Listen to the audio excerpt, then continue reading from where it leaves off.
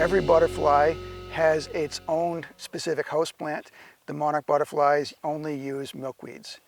So as gardeners, if we want to help the monarchs out and plant some Asclepias in our garden, we can't just plant any milkweed, right? Yeah, that's a good point, because there's 100 different species of milkweed in North America, all native. If you go to your local garden center, sometimes what you'll find is a non-native species of milkweed that's non-native to your area. There's some that are being brought up from Central America, some coming from Africa now, and you have to make sure you're getting a native species for your garden, because the monarchs have evolved to live with those native species.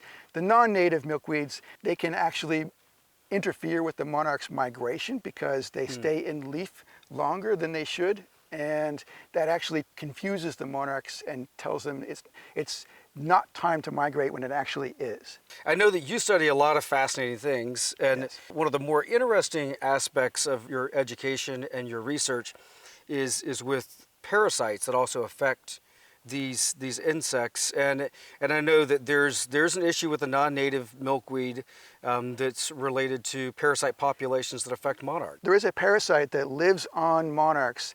It's probably a naturally evolved parasite. All monarch populations around the world have this parasite to some degree. In places where they don't migrate, like in South Florida, their parasite levels are really, really high. And we think that the migration itself actually cleanses the entire population of diseased individuals. Because it's such a long distance flight,